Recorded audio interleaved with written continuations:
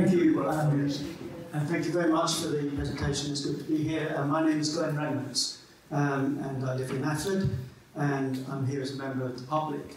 I'm also a councillor, but I'm not here in that capacity. I'm just here as an interested member of the public. The Beyond 2030 document, as you all know, is accompanied by the technical report. On page 5 of the technical report, there is a footnote hidden away, number 4.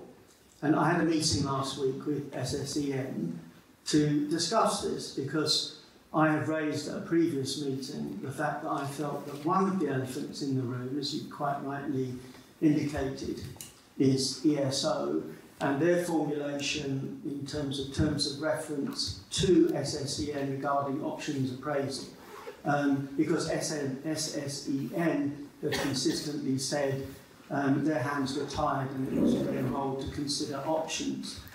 So that particular footnote is an indication, because my fear is around the scoping of the environmental impact assessment, and I think this is crucial.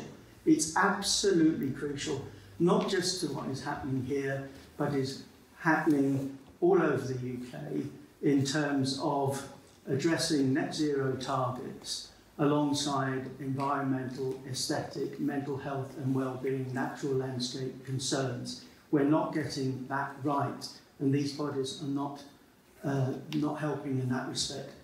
So the footnoted reference in the technical report, page 5, relates to the environmental impact, and it talks about recognising in the impact assessment the cumulative environmental impacts of the design should be considered in addition to impacts in isolation, i.e. a high-level desktop assessment of key environmental impacts should be undertaken. And in terms of local communities' impact, it states, encompasses communities affected by onshore and offshore grid and infrastructure.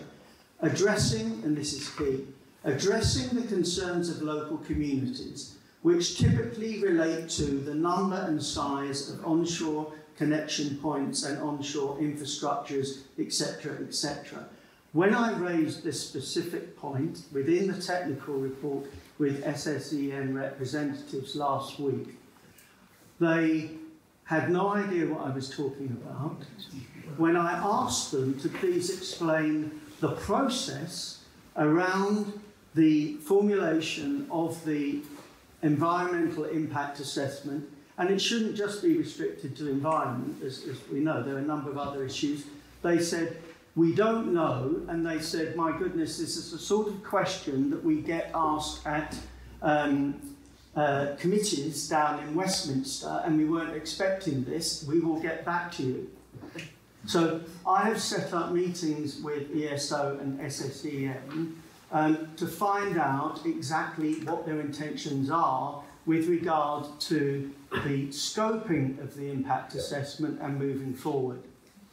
My biggest fear in all of this, which you've alluded to, is that I'm concerned, let me just put it as this, that consultation here means information sharing, and it does not mean meaningful engagement. When I said to SSEN, what form does this take in terms of impact assessment, they said, you know, things like ornithological reports. Okay? So I think that the scoping of the impact assessment is going to be crucial, because they are, I think they're going to avoid the fundamental issue which you quite conveniently illustrate in terms of the size of these structures. I think that they are not going to take into detail the aesthetic component. They're not going to take that on board in terms of mental health and well-being and the impact on the environment.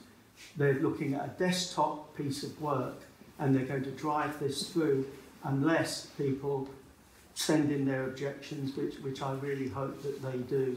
So I think it's the scoping. Yeah. I think that's key. But the environmental impact assessment is crucial, along with all the other impact assessments. And across the UK, not just in relation to this, we have not got that right. And how ludicrous is it, as a councillor, we get to see these reports before, way back in, they're at the forefront. It's cart before horse, isn't it? It's ludicrous that this is not in the public domain at all, and it needs to be.